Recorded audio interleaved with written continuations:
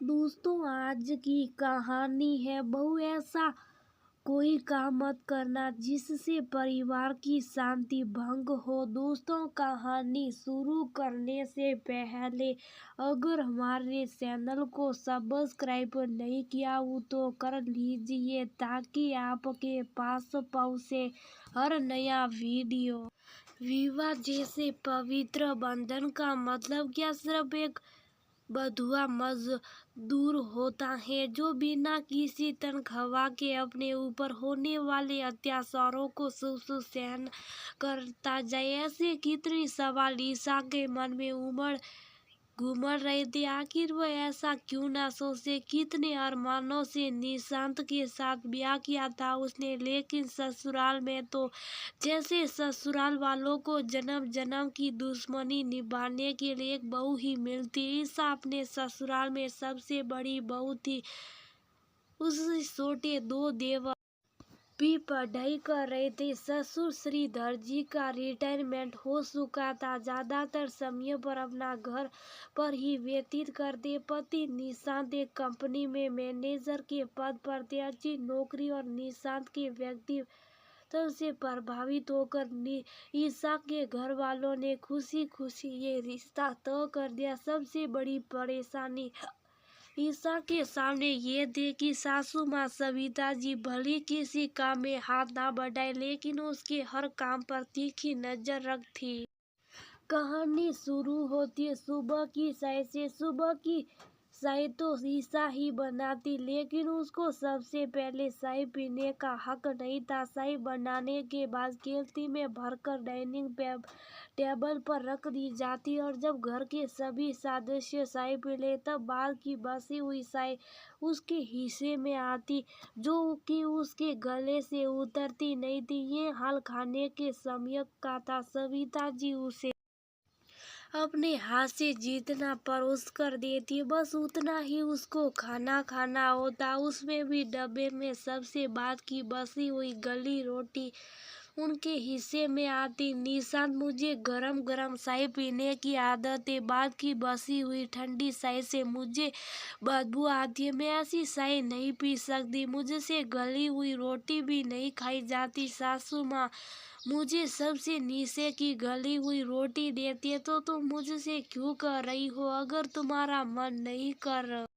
तो मत पिया करो, और अगर गली रोटी नहीं खाई जाती तो मत खाया करो। ये बात तो माँ को भी तो बोल सकती हो, बेरुखी से निशांत ने कहा।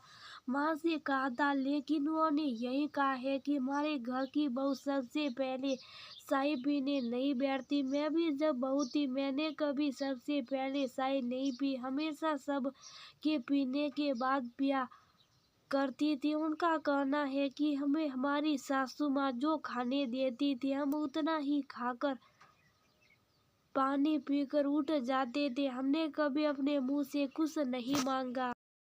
अब तुम ही बताओ, सदियों पुराने घिसे पीटे नियम पीढ़ी दर पीढ़ी यूं ही निभाते जाना चाहिए क्या? शादी के बाद हमारे हिस्से में यही आता। अगर तुम मेरे लिए आवाज नहीं उठाओगी तो फिर अपने हक के लिए मुझे बोलना पड़ेगा।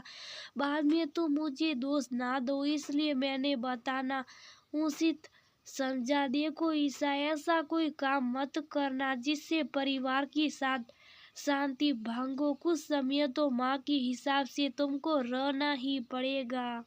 निशांत की ऐसी सोच पर ईसा का मन वितृष्णा से भर उठा था। अगले दिन जब ईसा ने चाय बनाई तो जानबूझकर अपने लिए उसने चाय नहीं बनाई थी। सभी के चाय पी लेने के बाद सासू माँ ने देखा ईसा अपने लिए अलग से चाय बना रही। ये क्या बहू, तू अपने लिए चाय अलग से बना रही हो? आंखों से अंगारे उगलते हुए सविता जी ने कहा, हाँ माँ, घर की काम वाली भाई आती है तो उसके लिए भी तो बाद में अलग से चाय बनाती हूँ। क्या हुआ जो अगर मैंने अपने लिए अलग से चाय बना ली? घर की लक्ष्मी होकर तुम अपनी तुलना घर की नौकरानी से कर रही हो। घर की लक्ष्मी खुश रहने के लिए ये ख्याल अच्छा। जिस दिन मैं इस घर में ब्याह कर आई हूँ मुझे तो नहीं लगता कि मैं घर की लक्ष्मी हूँ। सबसे बाद कि बची हुई चाय मुझे पीने के लिए दी जाती है। रोटी के डब्बे में सबसे नीचे की गली हुई रोटी मुझे खाने दी जाती है। अरे हाँ, आपकी जानकारी के लिए बता दूं, मुझे तो अपने मन भर के खाने का भी अधिकार नहीं। आप अपने हाथ से निकाल कर 2 रोटी देती हैं, भले मेरा पेट भरे या ना भरे। अपनी माँ के दिए हुए संस्कार बस अभी तक मैंने आपकी किसी भी बात का विरोध नहीं किया, लेकिन आप सभी की तरह मेरा जीवन भी अमूल्य है। मेरे अंदर भी एक इंसानी है, इसलिए आज से अपनी हर चीज का ख्याल में खुद रख लूंगी। आपको परेशान होने की कोई जरूरत नहीं। अपनी इतनी मनमानी करना है तो अपने बाप के घर जाकर करना। मेरे घर में जैसे मैं कहूँगी उस हिसाब से रहना पड़ेगा। जाऊंगी तो मैं कहीं नहीं, यही रहूंगी। और अगर आपके घर के यही सब नियम थे तो मुझे शादी से पहले बता दिया होता। अब आपकी गलती का खामियाजा मैं अपने जीवन के साथ खिलवाड़ करके नहीं कर सकती। आप अपने हिसाब से अपना जीवन जिए, मैं अपने हिसाब से अपना जीवन जीऊंगी। सुबह सुबह घर का इतना माहौल खराब हो गया था। निशाद ने भी ऊंची आवाज में ईशा को डांटते हुए कहा, मैंने तुमसे कहा था ना कि मेरे घर की शांति भंग मत करना। आखिर तुम्हें चैन नहीं मिला ना? हाँ निशान, नहीं चैन मिला।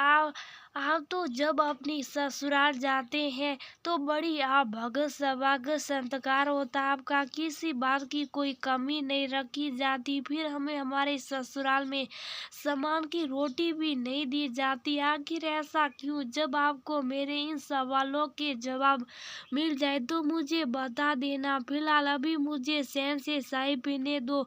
सुबह सुबह से माँ बेटे मिलकर मेरी शांति मत भंग करो। निशांत और सविता जी को भी समझ आ गया था अब जमाना बदल गया है। अनावश्यक भेदभाव अब नई पीढ़ी की बहुओं को स्वीकार नहीं, इसलिए उन्होंने चुप रहने में भलाई समझी। ईशा कभी नहीं चाहती थी कि ससुराल में उसे इस तरह से भी अपने आत्म सम्मान के लिए संघर्ष करना पड़ेगा। आखिर वह क्यों ना आवाज उठाए? वह भी एक इंसान है, कोई मोम की गुड़िया नहीं। मन ही मन दुखी होते हुए ईशा सोच रही थी, अगला जन्म मोहे बेटियां ना दीजो। एक तो माता पिता का घर छोड़कर आओ और फिर दूसरे घर में अपने सम्मान के लिए उठाए गए कदम पर हर बात में ताने सुनो, यहाँ तक कि खान पान में भी भेदभाव सहन करो। आप सभी की नजरों में बहुए के साथ किए जाना वाला भेदभाव कहाँ तक उचित है? क्या उनको भी परिवार के सदस्य के समान आजादी मिलना चाहिए कि नहीं?